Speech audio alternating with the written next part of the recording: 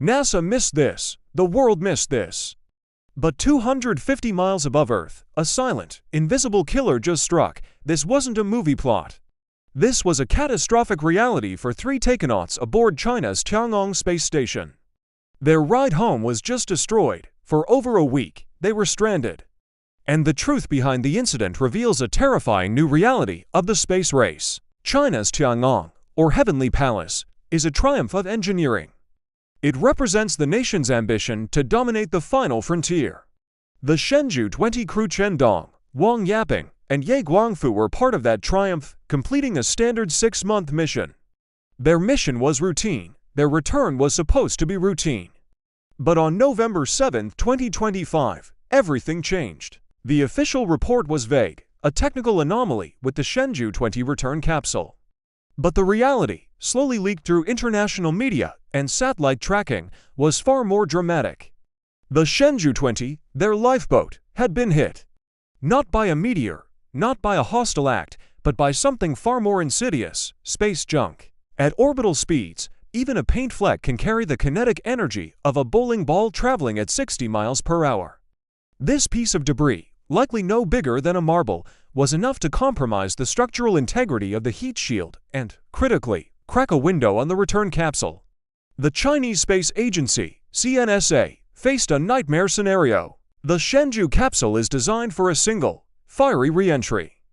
A compromised heat shield or a cracked window meant a near-certain failure, turning the return journey into a catastrophe. The crew was safe inside Tiangong, but they were prisoners of their own success. Their mission was over, but their ordeal had just begun. They were, for all intents and purposes, stranded. This incident wasn't just a Chinese problem. It was a global wake-up call about the terrifying reality of the Kessler Syndrome. For decades, we've treated low Earth orbit as a cosmic junkyard.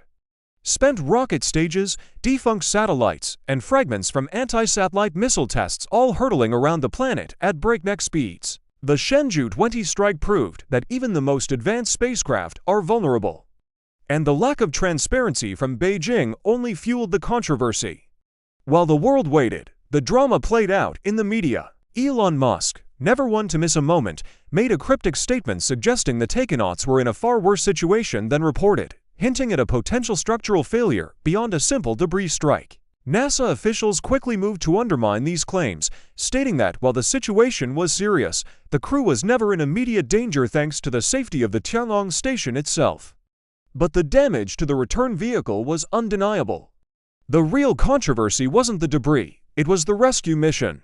China had to do the unthinkable: launch an entirely new, uncrewed spacecraft, the Shenzhou 22, on an emergency mission to act as a taxi service. This was a monumental technical challenge.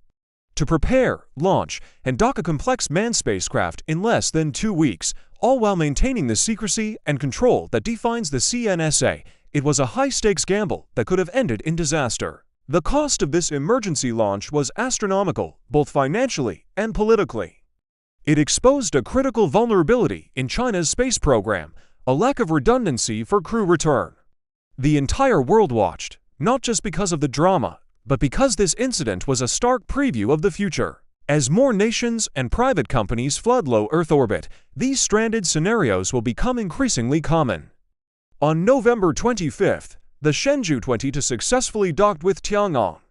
The relief was palpable, but the work wasn't over. The taikonauts had to perform an unprecedented task, a highly technical transfer of their personal equipment and critical data to the new, pristine return vehicle. The return itself was flawless. The 3 taikonauts landed safely in the Gobi Desert on November 28, hailed as heroes.